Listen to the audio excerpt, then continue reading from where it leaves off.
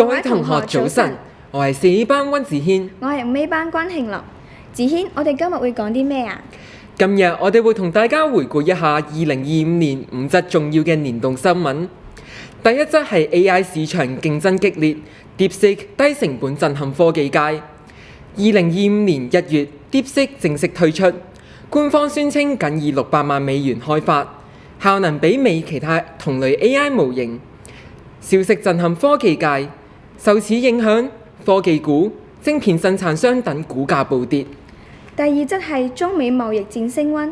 2025年4月，美國總統特朗普推行對單關稅政策，宣布對86個國家以及地區嘅輸美商品徵收10% 基礎關稅，當中對華個別商品關稅一度高達145%。中國政府就美方加徵關稅宣布反制措施，該關稅政策加劇中美貿易緊張局勢。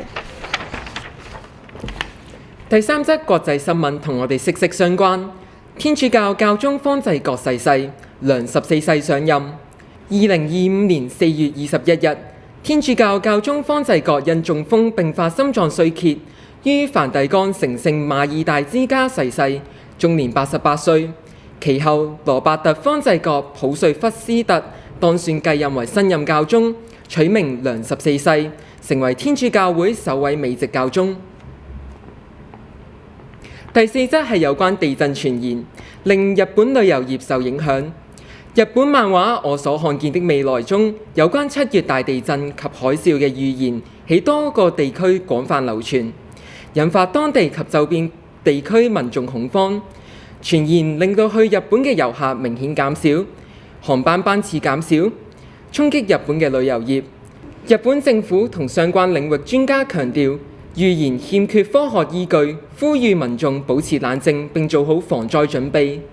上年國家亦有好多重大事項，例如國家動畫《哪吒2》上映，全球總票房突破159億人民幣，成為世界動畫電影票房冠軍。該影片融合東方神話與尖端動畫技術，席捲海內外電影市場，標誌中國動畫產業強勢崛起。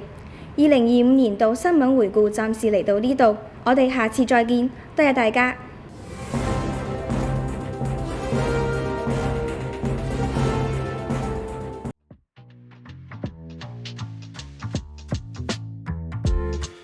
Hi everyone!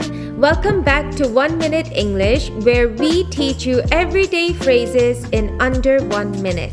I'm Miss Nisa and this is Miss Jessica. Yes, and today's phrase is practice makes perfect. 呢個係咩意思啊 Miss Lisa？ It means when you keep trying to learn a skill, you will eventually become better at it. 即係熟能生巧嘅意思，通常用嚟鼓勵我哋唔好放棄，只要透過不斷嘅練習，就可以慢慢掌握技巧，將事情做得越嚟越好啦。咁我哋幾時可以用到呢個字啊？ So all of you just finished your exams and you got your results, or you have a big competition coming up, you can tell your friends, practice makes perfect, to encourage them to do better. 或者當朋友學某啲嘢嘅時候，例如英文、打波或者係咖啡拉花嘅時候咧，感到有啲挫敗嘅時候，我哋可以同佢哋講 practice makes perfect 去鼓勵佢哋。只要繼續不斷嘅練習咧，就會將事情做得越嚟越好啦。Yes, and I hope all of you keep practicing to get closer to your goal. That's all for today. See you next time.